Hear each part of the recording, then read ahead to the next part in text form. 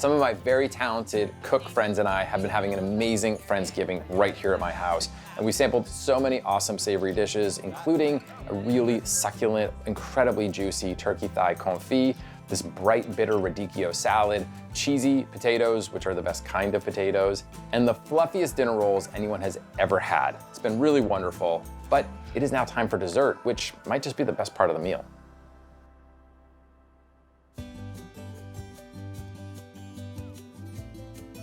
Well, I can tell from everyone's reaction right now that you're in the same camp as me, where like this is the best part of the meal. This is such an awesome spread.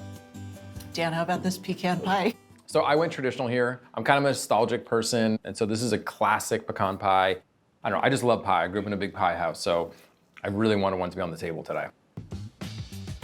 So we're gonna make an old-fashioned pecan pie here today, and that means we're gonna really look at the sugars that are in the recipe for really complex flavor. But before we get to that filling, we're actually gonna start with the dough itself, and I'm making what we call our foolproof all-butter pie dough. So this is 2 tablespoons of unsalted butter, and I'm just using the big holes on a box grater here. So I'm gonna freeze the butter because we're gonna add it towards the end of the dough, and it's gonna add beautiful flakiness between each layer. We need a lot more butter than 2 tablespoons in here. And so with the rest of this stick of butter here, I'm gonna cut it into 1/2-inch pieces. All right, we have our cubed butter here. We're gonna go over to our food processor. So this is one of the reasons that this recipe is so easy to work with. Using the food processor makes it really consistent. So into my food processor, I'm gonna put 3 3/4 ounces of all-purpose flour, 1 tablespoon of sugar, and then a 1/2 teaspoon of salt. Awesome, okay, so now I'm just gonna pop my lid on and process this until it's combined.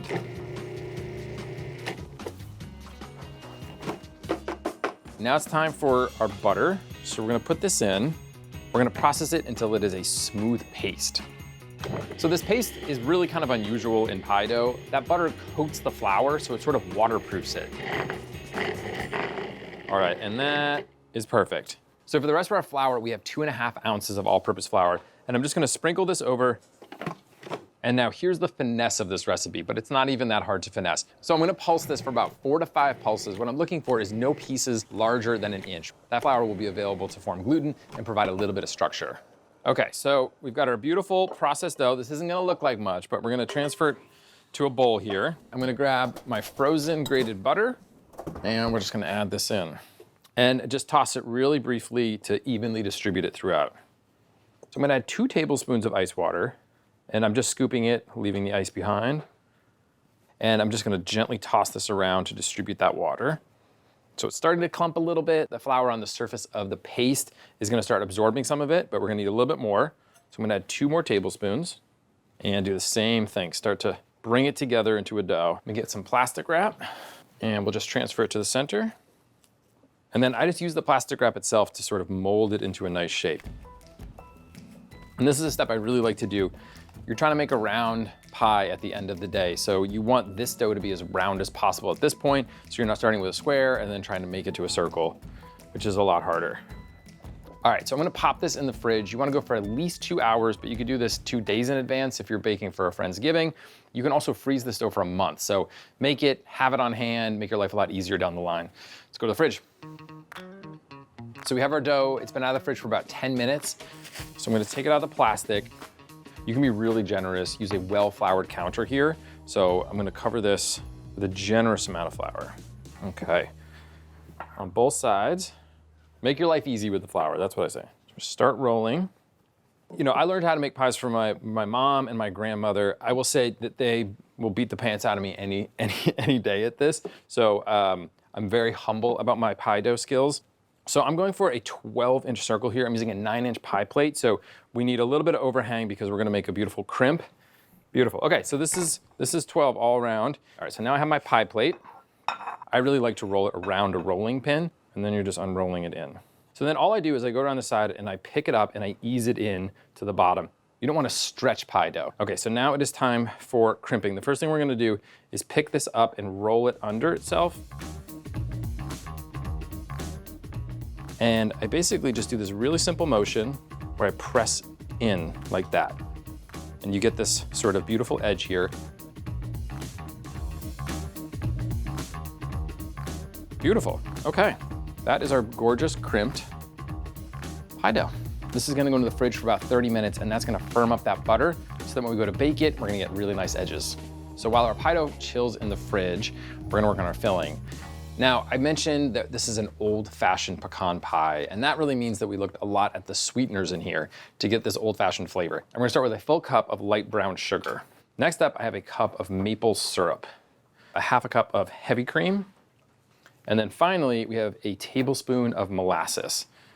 All right, so now I'm just gonna heat this mixture over medium heat until the sugar dissolves. Probably takes about 3 minutes. So I'm gonna turn off my heat. Next up, I have 4 tablespoons of butter. I'm just gonna whisk this butter in. And then I'm also gonna add a half teaspoon of table salt. Next up, I'm gonna add 6 egg yolks. So this is how we turn this mixture here into a custard. All right, here we go. Our beautiful chilled pie crust. Now it's time for our pecans. This is the star of the show here. So I have 1.5 cups of pecans that I just coarsely chopped. We're literally just gonna sprinkle them on the bottom of our pie. And now we simply pour our custard over the top. Yeah, that looks so good already. I mean, right now it's like pecan soup, but like, I would eat pecan soup. So now I'm gonna go into my oven, which is set at 450 degrees. As soon as I put it in, drop it immediately to 325 degrees. That initial burst of heat is gonna help bake the pie dough. We're gonna bake it for about 45 to 60 minutes. We're looking for a beautiful jiggle in the filling, and that's when you know that it's perfectly done, but not overbaked. So we're gonna do an hour here on the counter, 3 hours in the fridge, and then when it comes time to serving, let it sit for about an hour before people eat, maybe pull it out when dinner is on the table, and that means that it's gonna be at the perfect temperature. Nik has a really interesting dessert they brought to the It's the table. wild card today. Nik is the wild card, and he brought the wild I card. feel like it's wild, bold, and big like me. What I made today, and it's probably like the best thing you'd ever eat in your life at Thanksgiving. It's my cranberry curd spice pastry cream parfait with a little bit of crushed Biscoff on top. Wow, so good, Nik. See, I told you. So good. Friendsgiving or any celebration is made better with Teak House. Their cutting and serving boards are crafted from sustainable teak, built to last and designed to inspire. They're more than kitchen tools. They're timeless masterpieces essential in any kitchen. I love Thanksgiving, but when it comes to desserts, I find them very sweet. My preference is for desserts that are less sweet, more lighter, and also refreshing. So what I'm making today is spiced cranberry curd with spiced pastry cream. I've added a pound of frozen cranberries to the saucepan. Next goes in sugar, followed by cinnamon, star anise, and a little bit of cardamom. Tiny pinch of salt, some water, and I'm going to bring this to a boil. And once it starts boiling, I'm going to reduce the heat to a simmer and cook it for about 10 minutes until the cranberries burst and their seeds come out. Thanksgiving is one of those holidays that I've adopted and learned to love. Back home in India, the closest holiday for me to Thanksgiving would have been Christmas, because that's when I got together with my family and my friends, and we had a huge celebration that started a month in advance. And I feel Thanksgiving is kind of like that. There's this build up to it as soon as November kicks in, which is why I love it so much. The cranberries are going to cook with the spices and sugar for about 10 minutes in total. In the meanwhile, I'm going to take 3 yolks into a large bowl, and then I'm going to whisk it with a tablespoon of sugar and cornstarch. And this will give us a smooth, delicious cranberry curd. My cranberries are done. What I'm going to do now is pull out the 2 whole spices from here, the cinnamon stick and the star anise. The cranberries have burst, they've released their seeds, and you can start to see the mixture thicken. Now I'm going to transfer this hot cranberry mixture straight into my food processor. I'm going to add the yolks that I whisked with cornstarch and sugar. And I'm going to start pulsing this until you can start to see the cranberry flecks from the skin in this mixture. I'm going to add the butter to this cranberry mixture, but I'm going to do that while running the food processor. This helps the butter emulsify with the cranberry, and it provides a better curd that stays stable and completely emulsified.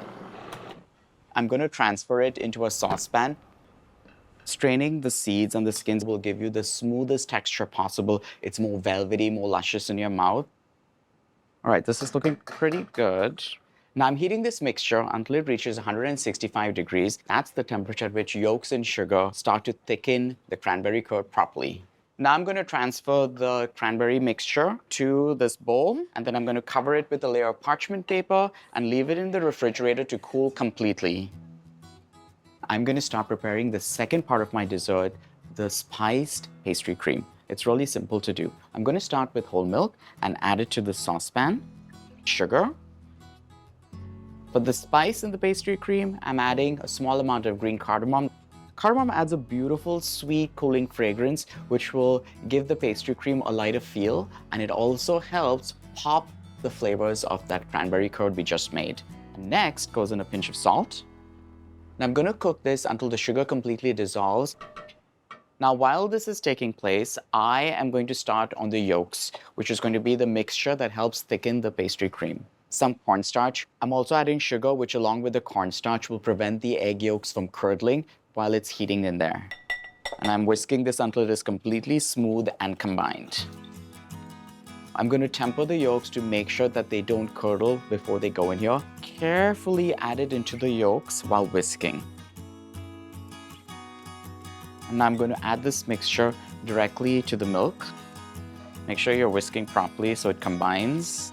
And you'll start to notice as it continues to cook, you can see how thick it's turned.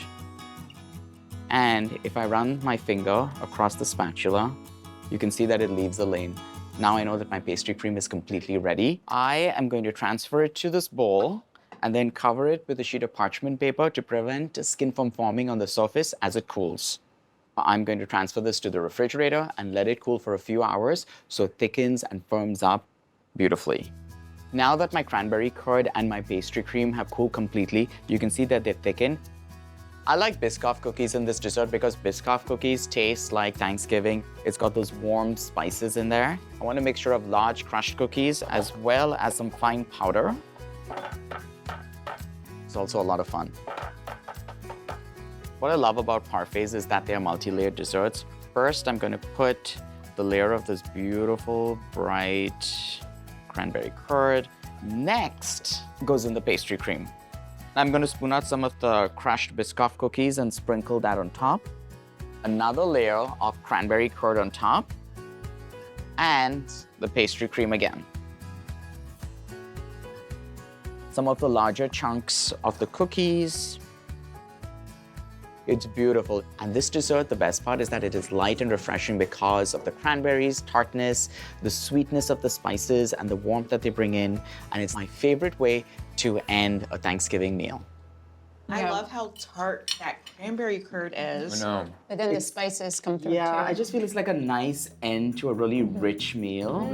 So if there's one dessert you have to eat tonight, that's it. Thankfully, there's not just one we have to eat. You could eat them all.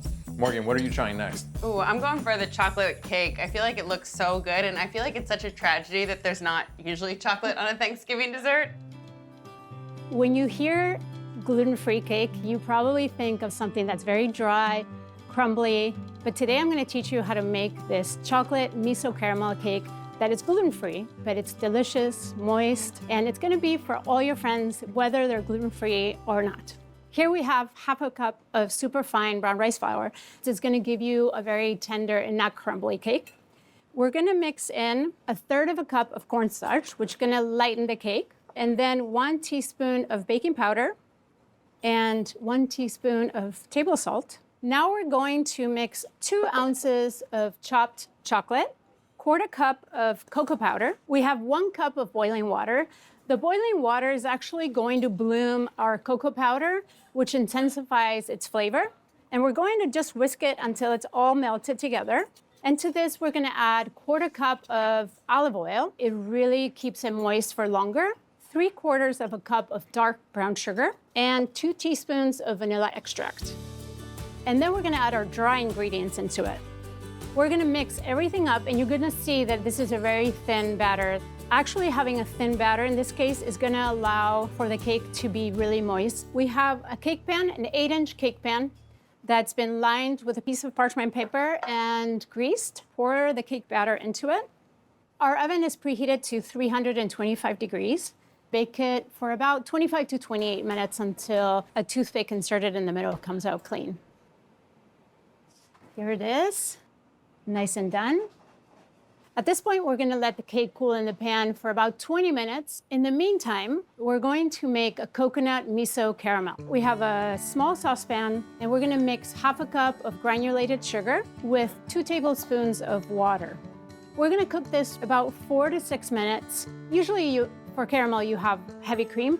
We're gonna make sort of a variation of that. And we have 2 tablespoons of coconut milk. We're gonna add 1 tablespoon of olive oil, 1 teaspoon of vanilla extract, and 1 teaspoon of white miso paste, and 1/4 teaspoon of salt.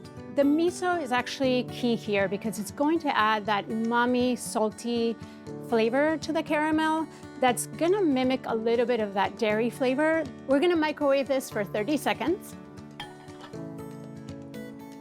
Our ingredients are warm, but they're not dissolved, so I'm gonna give this a quick whisk. We also wanna break down the little miso paste. Okay, this is ready. Now our caramel, it's almost ready. I'm gonna give it a little bit of a swirl. What happens is the edges start to caramelize faster than the center. You wanna move that really ready caramel to the center so it picks up everything else. As you see, it's going super fast and smoking a little bit. And we're gonna off the heat, add our coconut. Careful, because this burns. Okay, it's really beautiful, actually. All right, and we're gonna pour it into our bowl, and we're gonna let it cool completely for about 30 minutes. You can make this caramel a day in advance and keep it in the refrigerator, and then just microwave it for a few seconds to loosen it again and bring it back to room temperature. And now it's time to unmold our chocolate cake. You gotta be very careful with this because it is a delicate crumb still, and it is still warm. And remove the parchment paper gently, and then we're gonna use the other rack to help us flip it over again. There we go. Now this is gonna cool completely for 2 hours. Now that our cake is cooled and our caramel is cooled, we're gonna make the last layer, which is the chocolate ganache.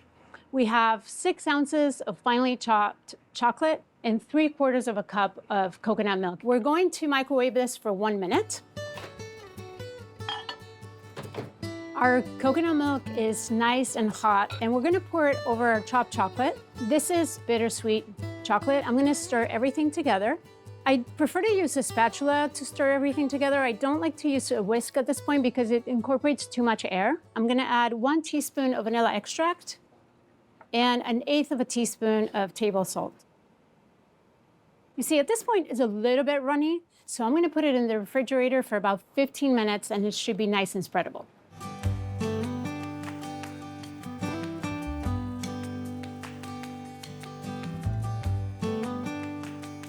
Just move your spatula around and make swirls, which I think is like the best part of assembling this cake. And then drizzle this caramel on top. I'm gonna drip some caramel on the sides as well. You can never have too much caramel. We're gonna top it with some toasted hazelnuts for crunch and flavor. And finally, we're gonna do a little sprinkle of flaky sea salt. And there we have it. A moist, decadent, gluten-free chocolate miso caramel cake that everybody can enjoy at the table. I know you didn't grow up with Thanksgiving, but you also have a beautiful family. Did they get into Thanksgiving and did they want you to cook it? We actually cook for everybody. Everybody wants to come to our house. Is that right? Yeah, for real. We tried all the turkeys all the way. Yeah? What's your favorite one? Fried. It's so good. Yeah. Brian, these bars, should I dig in with my hands or a fork? The choice is yours. I mean, a little bit sticky because they're coated in caramel, Okay. but so I like to use a fork at the dinner table, but at night on the couch alone, I'll use my hands. So, you know, I love apple pies, but I'm not a big fan of the labor that it takes to make an apple pie. So this is a dessert that you get all the great things about an apple pie, but it's a quick, easy fix. We're gonna start off by making the crust.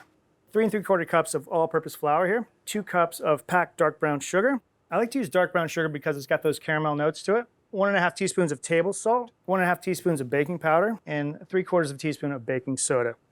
And I like to mix all the dry ingredients together first. So once this is all combined, we'll add in 3 sticks of melted butter. Don't be cheap with butter. You gotta add 3 sticks or it doesn't work.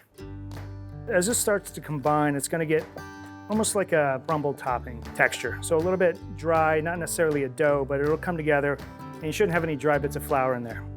this kind of texture right here. Almost looks like the texture of wet sand. All right, before we add this mixture to the pan, we're gonna reserve 2 cups of it. And we're gonna use that later for our crumb topping.